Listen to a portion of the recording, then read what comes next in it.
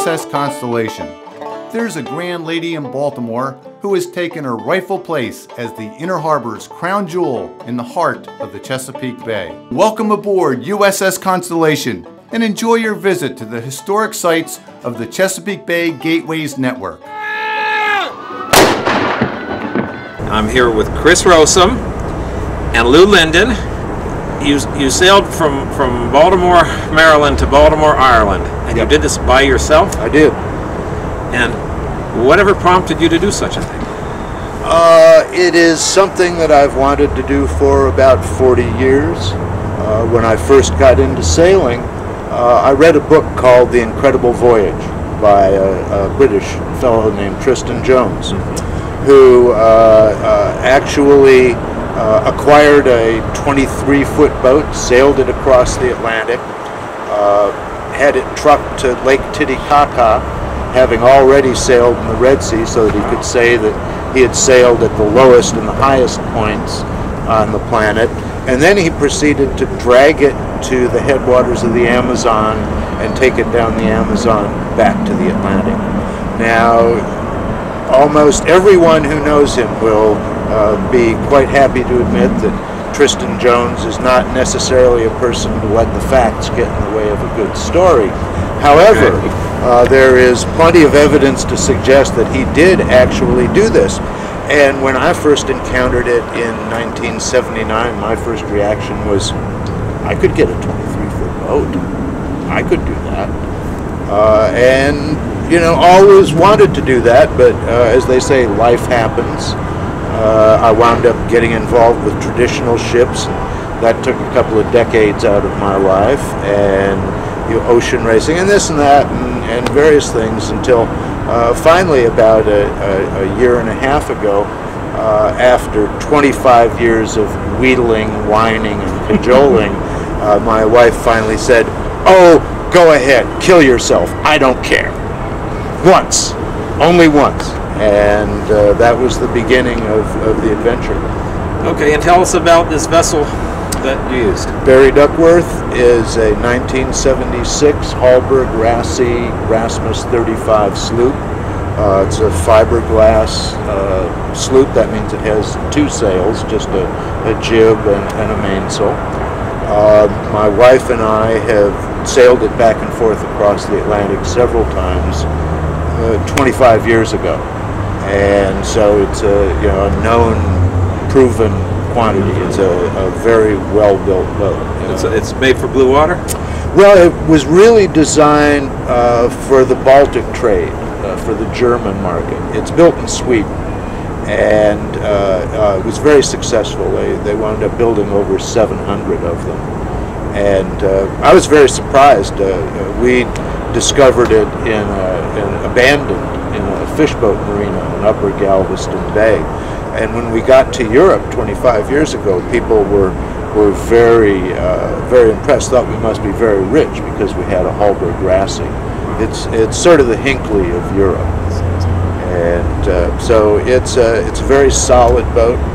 Not a particularly fast boat, but moderate in all sorts of circumstances, and not the perfect blue water cruising boat, but it is absolutely the one that I had.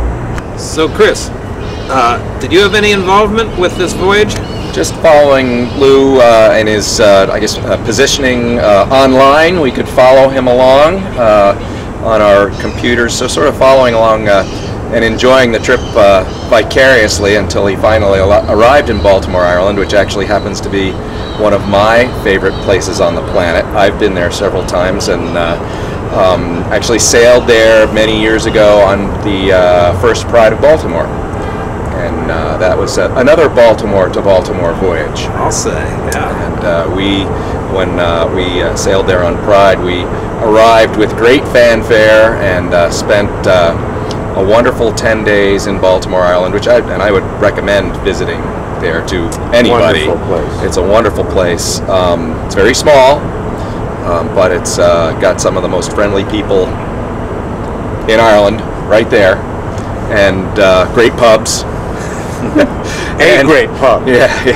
Well, Richard Bush's Bar, right. Well, you know, we the first time that we went to Baltimore was essentially right after y'all, just following on about the next year. And it's a long story how we wound up being in Baltimore, but we wound up having to go to Baltimore to wait for the equinoctial gales to stop blowing so we could get across the Bay of Biscay. And we went into Richard Bush's pub, and there, all over the pub, were pieces of the Pride of Baltimore that y'all had nicked and gone in and traded for adult beverages. I'm sure. I'm sure of that. And so on that first European trip, we sort of followed along the Pride. We saw indications and signs of the first Pride. Of course, this was after the sinking. Right.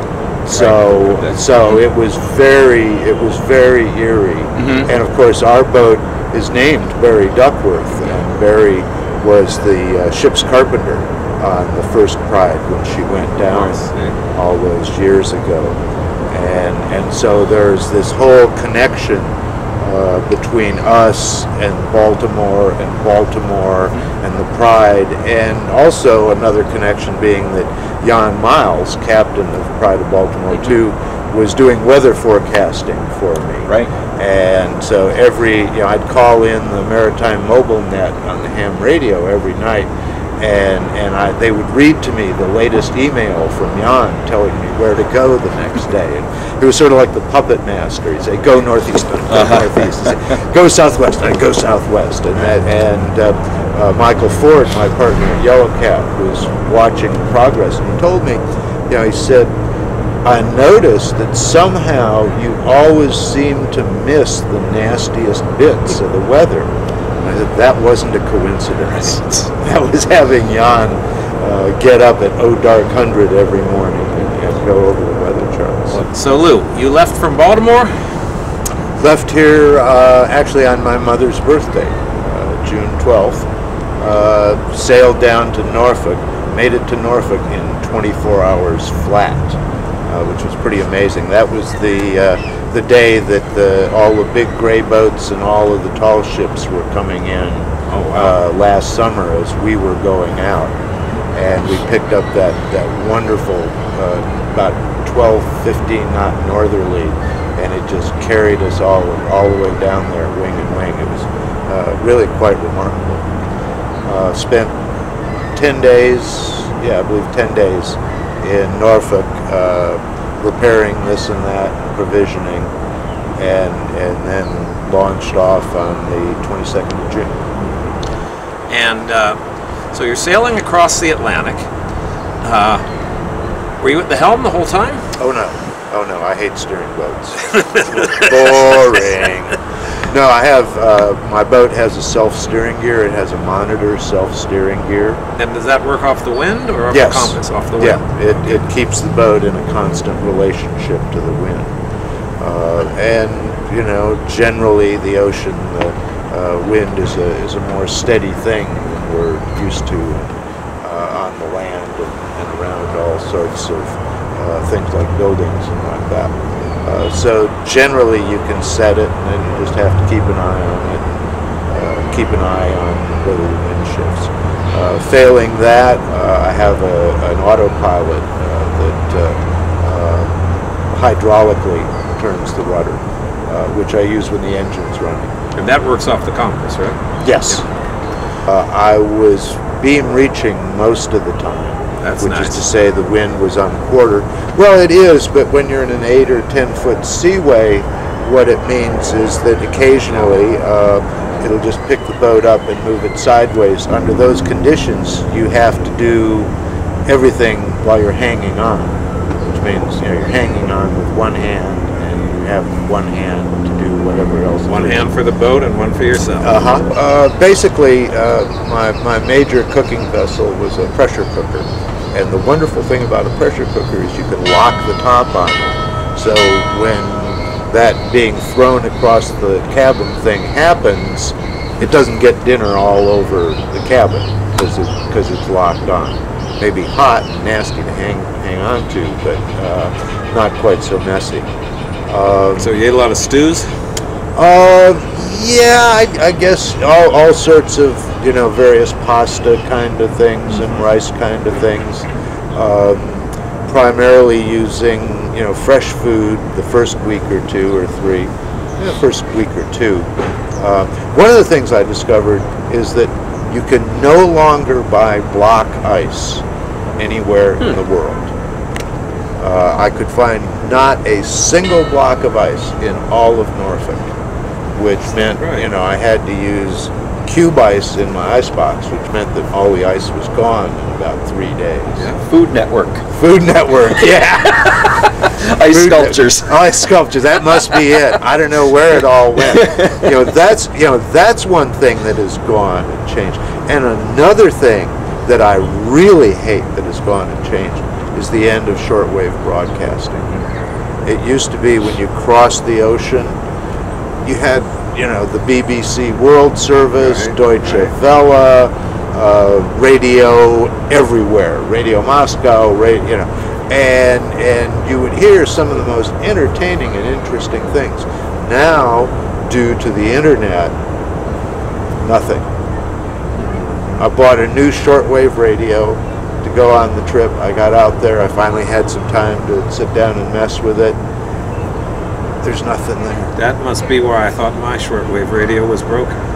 There's a little bit of Spanish language programming, and I heard a little bit of what sounded Middle Eastern, and a couple of evangelical religious stations every now and then. That's it.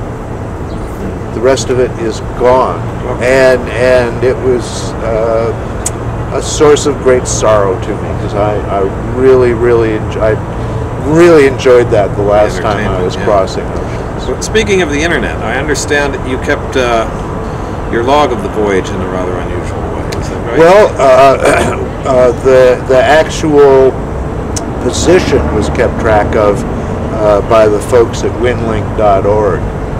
Winlink is a ham radio organization that provides internet interface for ham radio. So you can actually send email by radio. I learned about this back in the early aughts, when I was in the winters working as a radio operator for medical teams in Honduras.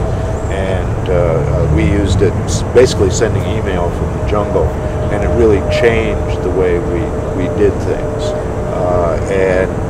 So I decided that this time going across the Atlantic, I would try to do the same thing.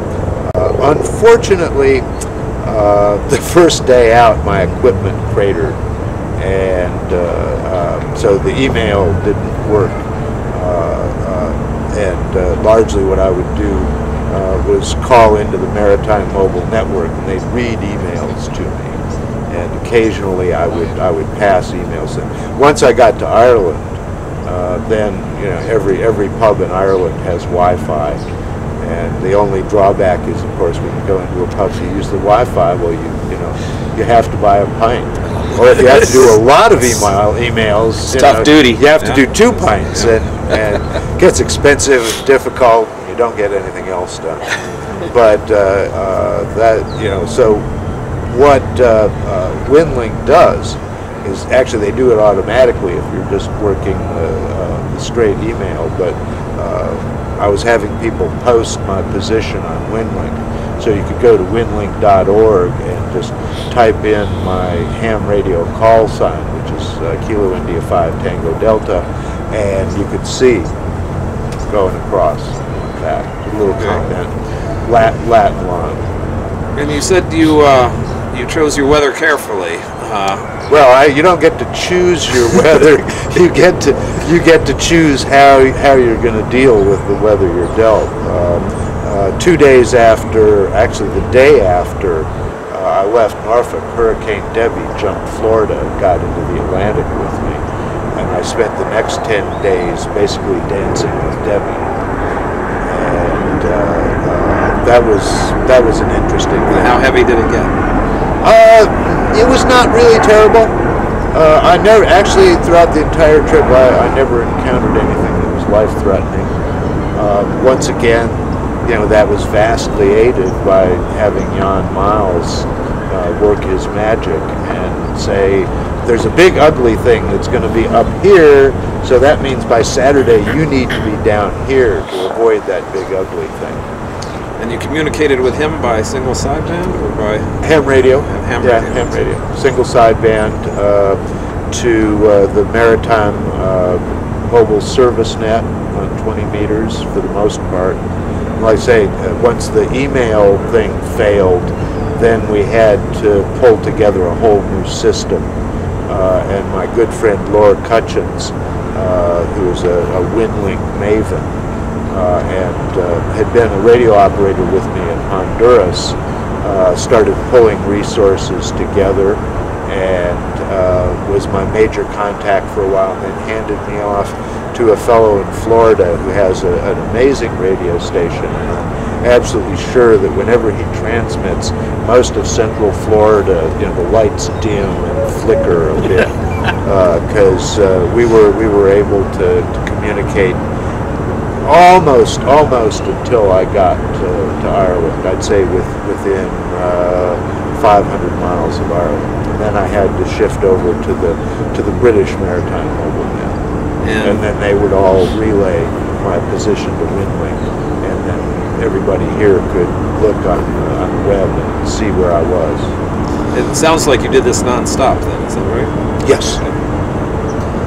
And how long from the time you left Norfolk until you arrived in Baltimore? 29 days. Is that a lot for a transatlantic? No, that's pretty much standard. It's 2,972 miles from Willoughby Spit down at the base of the Chesapeake to Fastnet Rock, the famous Fastnet Lighthouse, right. And it's 10 miles beyond that to Baltimore. So you're doing about 100 miles a day, which is pretty much standard. Pretty respectable. I think Walter Ribka once did some research, and he dredged up like 1,000 logs of ships, everything from 18th century man-of-war to modern cruising and racing boats. And when he put all of them together and averaged them out, they averaged out to about 4 knots, which means about 100 miles a day. All right, we're going to be taking another break, but Chris has to go for a while. But we want to thank you again very much, and he will be back a little later. Thanks very much. Thank you.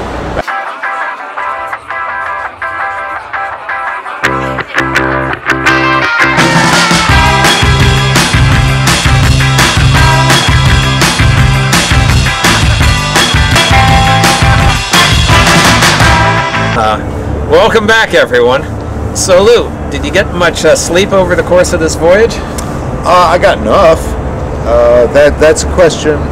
That's really the most frequent question. What did you eat and when did you sleep? I slept generally in 2-hour blocks, usually at night. I'd get up, I'd set an alarm clock and get up every 2 hours and check the course, check the boat, look around, go back to bed. That generally took care of it. The greatest fear of every single-hander is being run over by a big ship.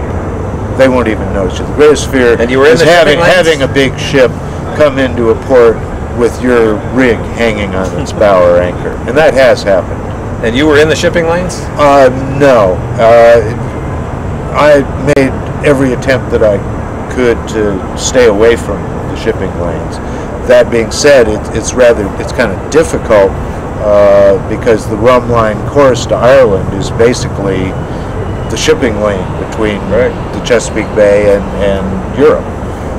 That being said, I think I only saw maybe 15 ships the entire time that I was out there. About 6 of those were at anchor in Norfolk when I left. But the AIS system allows you to see whatever ships are out there within VHF radio range, which is to say probably anywhere within a 20-mile radius. And that means that you know if there's a ship there, and you know what direction it's going in, you know what kind of ship it is, and likewise they can see you. which is much more important. Little boats like I sail on are very bad radar targets. You know, it doesn't matter what kind of, you could hang all sorts of radar reflectors all over it. It's still a bad radar target. It is. Actually, I got the AIS system because a good friend of mine, Rob Ruschak, who's captain of Gazella Primero, insisted that I have one. He drives a large articulated petroleum barge. This is like a 5,000-ton barge that he drives all over the Atlantic, and he was adamant that I had to have one of these because he's had many experiences where he would actually see a small boat with his eyes before it popped up on the radar. Is that right? Yeah. So what this does essentially is that it takes away any excuse that they have for not seeing you. So if there's anybody on the bridge of the ship, and if that person doesn't have his head stuck in the Pakistani edition of Playboy, your chances of being run over are much less. And the upshot of that, getting back to your original question, is it made it a lot easier to sleep. You know, when you know that you're the only terrestrial mammal in 1,000 square miles, that's a good thing. Okay, everybody. Well, as you can see, we're here down in the heart of Baltimore in Inner Harbor. We're on USS Constellation, and it just happens that, Lou, I understand you've had some involvement with the restoration of the Constellation. I did. I was the executive director for the first 3.5 years of this restoration of the ship. I came here in 1995 to do that. And what were the main things that had to be done in that restoration? Well, the fact of it is, by the time I got here, the ship had been completely down-rigged because they were afraid that, basically bits would fall out of the sky and land on people.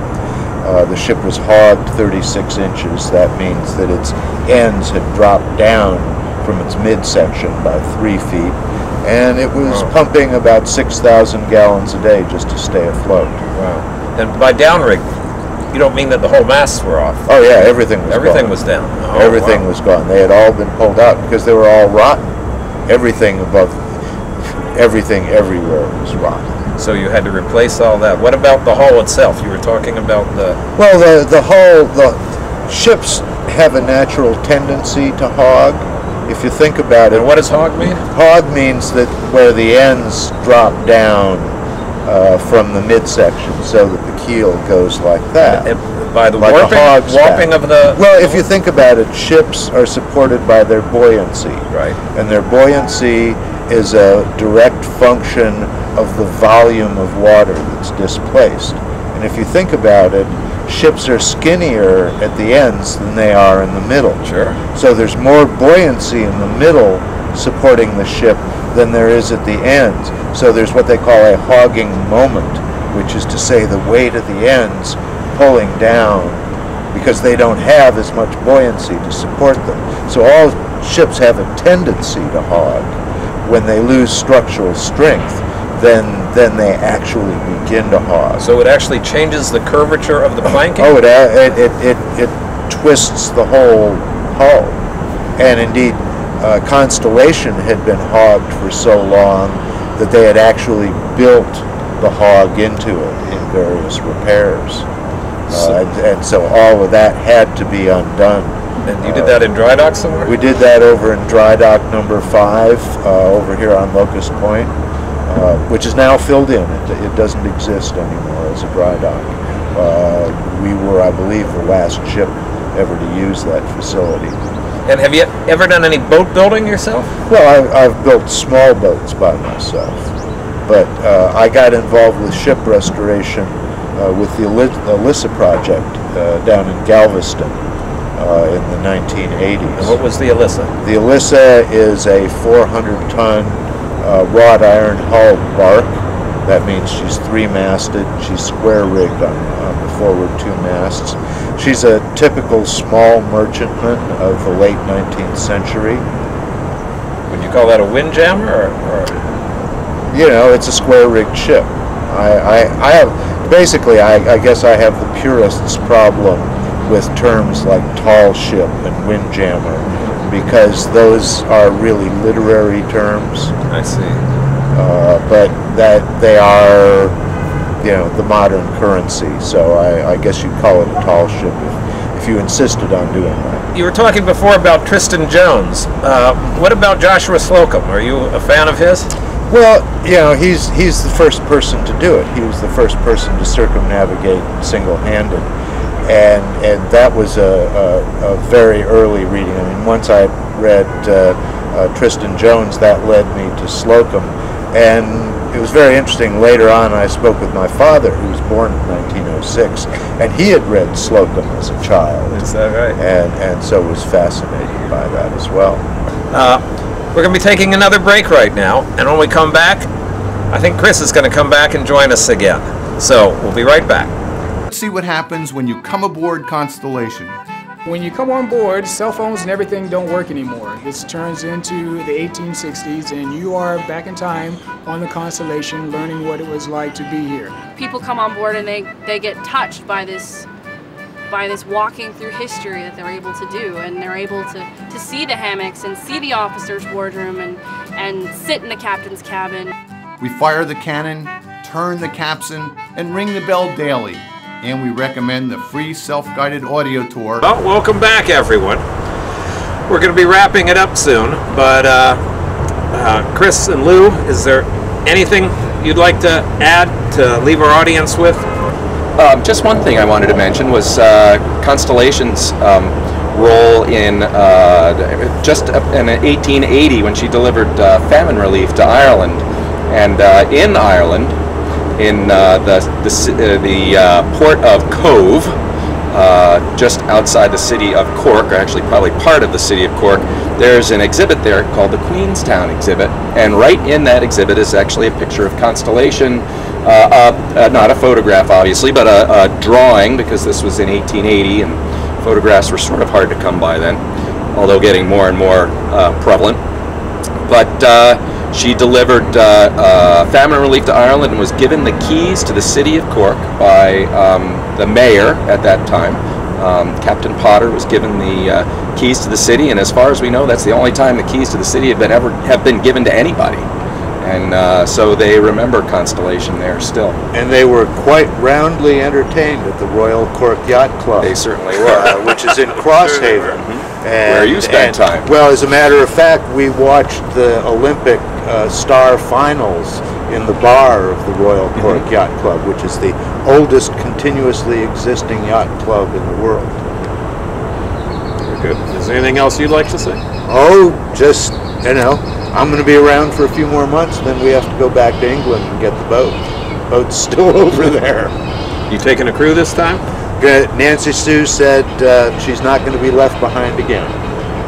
She said I could do it once, and it's going to be just the two of you? It'll be just the two of us, yeah.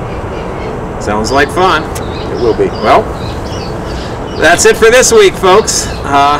And come right back next week.